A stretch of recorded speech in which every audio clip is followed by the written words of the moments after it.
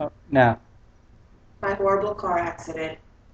The bionic woman without her speed or flexibility.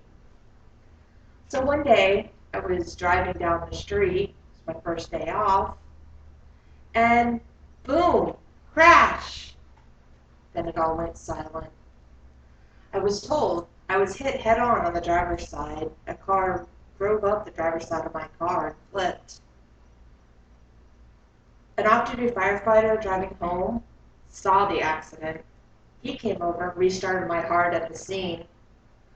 Then, at the trauma department, I flatlined 4 more times.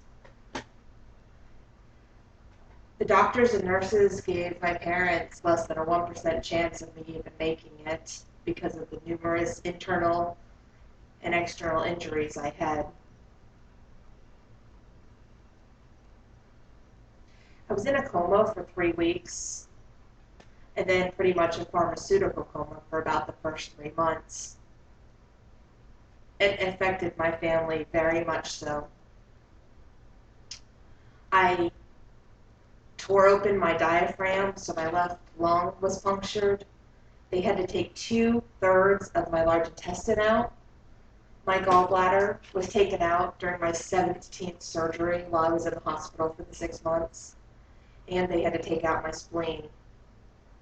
Because of having 2/3 of my intestines out, I had to have a colostomy bag because I had an ileostomy.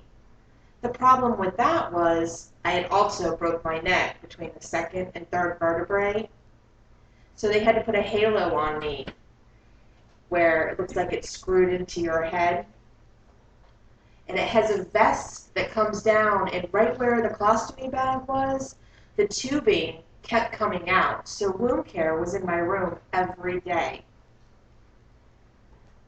except on the weekends. Then, as I came more and more to, I had to talk the nurses through how to put the colostomy, or how to put the tubing back in, that is.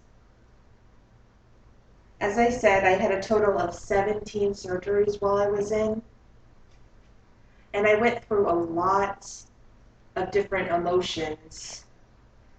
At first, the first 3 months, I don't remember anything much. I had to be told a lot of things that happened and what occurred and my injuries.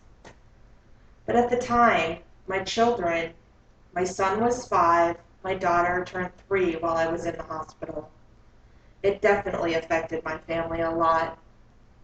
But the reason I survived was because of my family, my faith in God, and my positive energy.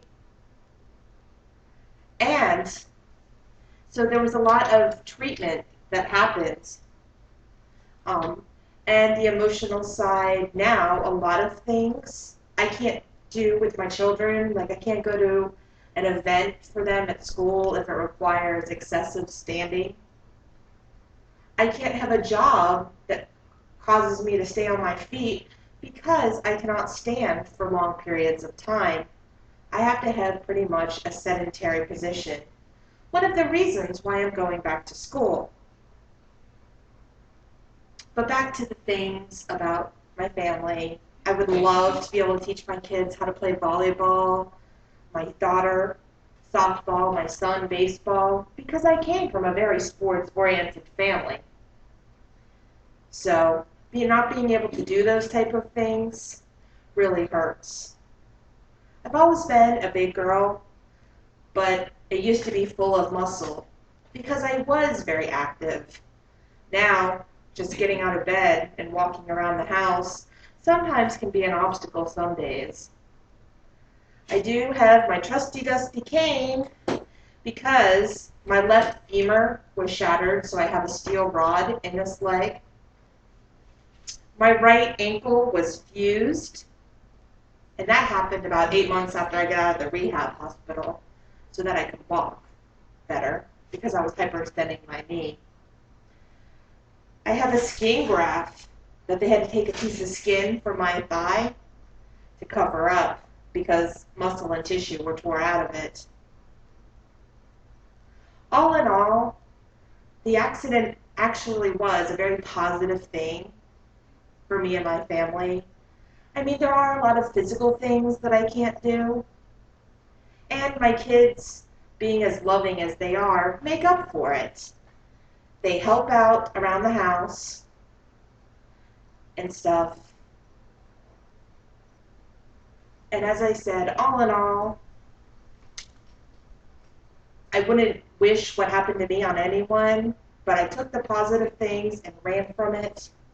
And I just want you to know that even through all this turmoil, one can survive and move on. And there can be a happy ending after all. The end.